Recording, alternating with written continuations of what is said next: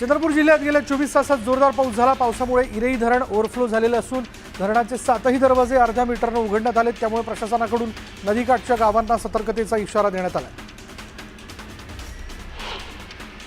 सोलापूर जिल्ह्याला मुसळधार पावसाने झोडपलं। पावसामुळे उत्तर सोलापूर तालुक्यातील डोणगाव पुलावरनं पाणी वाहू लागले।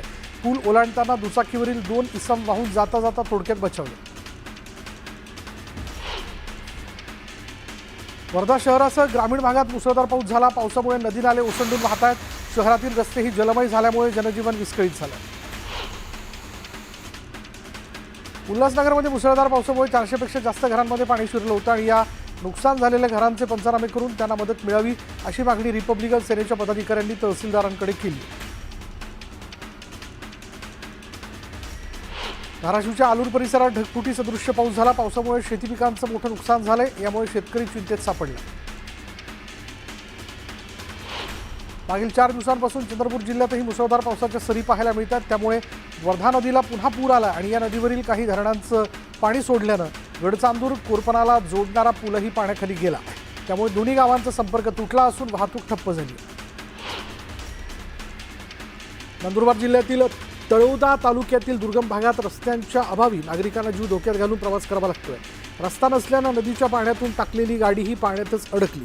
शेवटी ही गाडी ट्रॅक्टरच्या साहाय्याने खेचून बाहेर काढावी लागली।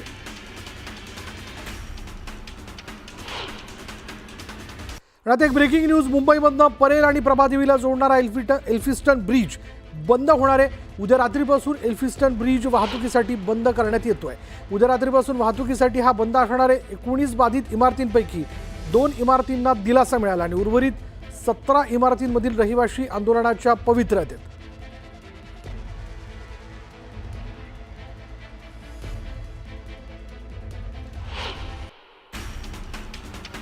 छत्तीसगडच्या गरियाबंद जिल्ह्यात 10 माओवाद्यांचा खात्मा करण्यात सुरक्षा दलाला मोठं यश आलं। चकमकीमध्ये सीसी सदस्य मनोज उर्फ मॉडेम बालकृष्णा ही ठार झाला। दरम्यान माओवादी चळवळीला मोठा धक्का बसला असून सुरक्षा दलाकडून सर्च ऑपरेशन सुरू आहे। नवी मुंबईत कोपरखैराणे पोलीस ठाण्यात कार्यरत असलेले पोलीस अधिकारी बिपिन तुतुरवाड यांचा निष्काळजीपणा समोर आला। पोलिसांनी आपल्या चिमुकलीला कारच्या स्टेअरिंगवर बसून रील बनवलाय आणि या रीलचा व्हिडिओ व्हायरल होत असून पोलिसाचा बेजबाबदारपणा समोर आला। मनसेच्या अमेय खोपकरांचा कपिल शर्माला विनंतीवजा त्यांनी इशारा दिला। तर कपिल शर्मा शोमध्ये मुंबईचा बॉम्बे असा उल्लेख न करता मुंबई असा उल्लेख करण्याची मागणी करण्यात आली आहे। कल्याण डोंबिवली पालिकेच्या प्रभाग रचनेच्या हरकतींवर अद्याप सुनावणी बाकी आहे। सुनावणीआधीच केडीएमसी प्रशासन आणि अधिकाऱ्यांचा मनमानी कारभार समोर आलाय।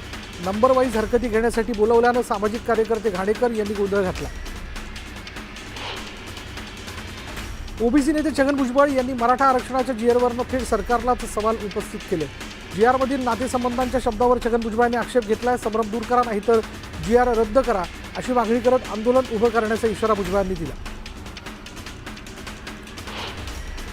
शिंदे समितीनं काही लाख नोंदी शोधल्या आणि त्यात आता हैदराबाद गॅझेटचा संबंध येतोच कुठून असा सवालही भुजबळांनी केला। तर देशात लोकशाही आहे, जरांगेशाही येणं शक्य नाही असा टोला त्यांनी जरांगेंना लगावला। आम्ही आरक्षण लोकशाहीच्या मार्गाने मिळवलं, तुम्हाला काय करायचं ते करा असं म्हणत जरांगेंनी भुजबळांवर निशाणा साधला। आमचा जीआर मागे घेतला तर 16% आरक्षणही मागे घ्या अशी मागणी जरांगेंनी केली। मराठा आरक्षणाच्या जीआरला कोणीही चॅलेंज केलं तरी धोका नसल्याचं मंत्री शंभूराज देसाईंनी म्हटले। तर मराठा समाजासाठीच्या जीआरमध्ये एक एक शब्द कायद्याच्या चौकटीत बसणारा असल्याचंही देसाईंनी म्हटलं। सरकारनं काढलेल्या जीआरमध्ये कुठेही सरसकट उल्लेख नसल्याची माहिती मुख्यमंत्री फडणवीसांनी दिली। तर ओबीसी नेत्यांनी जीआर नीट वाचावा, ओबीसींवर अन्याय होऊ देणार नसल्याचंही फडणवीस म्हणाले। हैदराबाद गॅझेटियर संदर्भातील जीआरला हायकोर्टात आव्हान देण्यात आले। जीआर बेकायदा असल्याचं म्हणत रद्द करण्याची मागणी करण्यात आली। तर जीआर ओबीसींवर अन्याय करणारा नसल्याचं स्पष्टीकरण मुख्यमंत्री देवेंद्र फडणवीसांनी दिलं।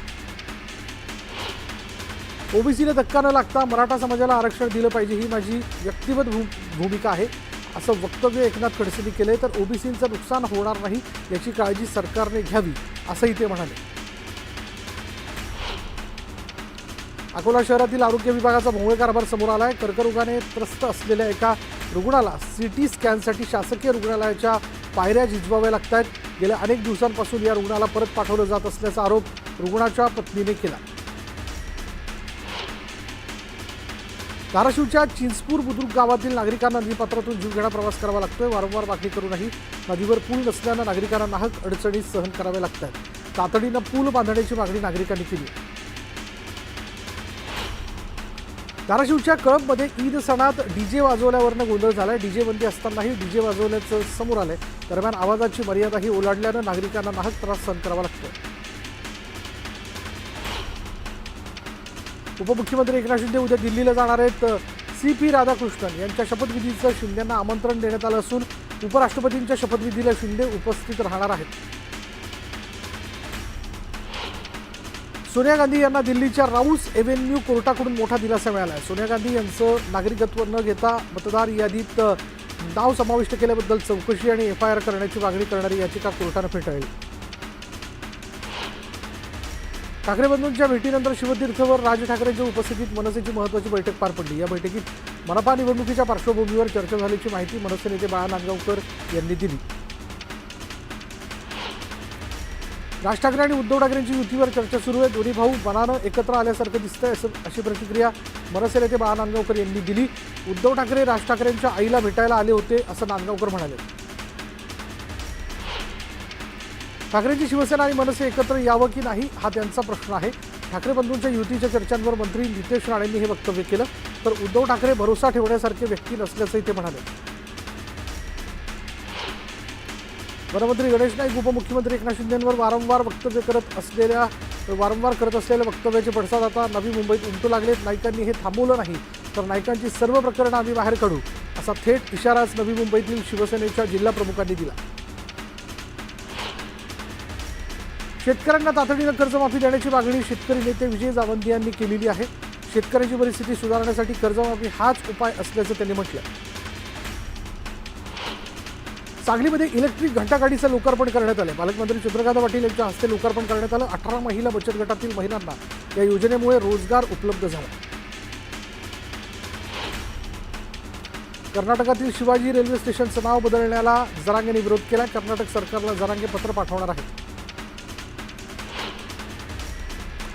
सार्वजनिक बांधकाम मंत्री शिवेंद्रराजे भोसले यांनी तुळापूरला आणि वडू इथे भेट दिली. छत्रपती संभाजी महाराजांना अभिवादन करत त्यांनी बलिदान स्थळ आणि समाधी स्थळाची पाहणी केली. धाराशिवच्या धरणगावात ओबीसी समाजानं आंदोलन केलं. मराठा आरक्षणासाठीचा GR तातडीनं रद्द करण्याची मागणी करण्यात आली. सरकारने दुर्लक्ष केल्यास तीव्र आंदोलनाचा इशारा देण्यात आला. वसई विरारमध्ये मंत्री प्रताप सरनाईकांच्या जनता दरबाराचं आयोजन करण्यात आलं आणि यावेळी जनता दरबाराच्या ठिकाणी ठाकरेंच्या शिवसेनेच्या पदाधिकाऱ्यांनी काळ्या फिती बांधून नाईकांचा निषेध केला. दरम्यान जोरदार घोषणाबाजी करण्यात आली.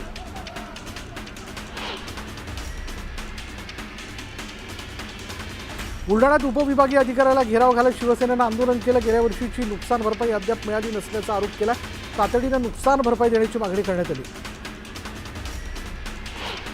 बुधगाव येथे महाबोधी बुद्ध विहार बौद्ध समाजाच्या ताब्यात द्या या प्रमुख मागणीसाठी लातूरमध्ये जनसंवाद कार्यक्रमाचं आयोजन करण्यात आलं आणि यावेळी भव्य ध्वज रॅली ही काढण्यात आली.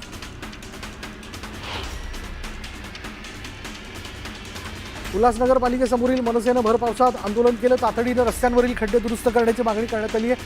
खड्डे दुरुस्त न केल्यास मनसे स्टाईल आंदोलन करण्याचा इशारा देण्यात आला.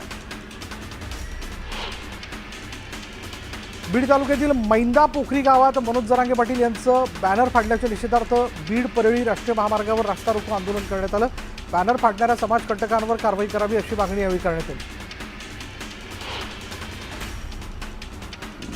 जळगावच्या यावल तहसील कार्यालयापर्यंत सातोद रस्त्यावरील शनी मंदिरापासून अखिल भारतीय महात्मा फुले समता परिषद आणि ओबीसी बांधवांकडून मोर्चा काढण्यात आला. बोगस कुणबी नोंदणी आणि मराठा आरक्षणाबाबतचा GR रद्द करण्याची मागणी यावेळी करण्यात आली.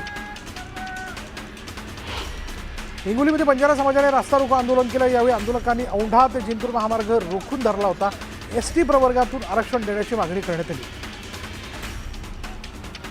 धाराशिवच्या नळदुर्ग परिसरात ईद निमित्त रॅलीचं आयोजन करण्यात आलं होतं आणि यावेळी काही तरुणांनी जोरदार घोषणाबाजी केली. दरम्यान घोषणाबाजी करणाऱ्यांवर कारवाई करण्याची मागणी करण्यात आली आहे. कारवाईच्या मागणीसाठी नळदुर्ग शहर बंदची हाक देण्यात आली.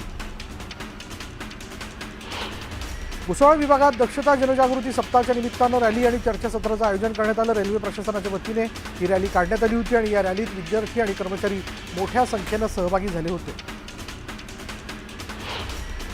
लातूरच्या वांगदरी गावात एका तरुणाने उडी घेऊन आत्महत्या केली.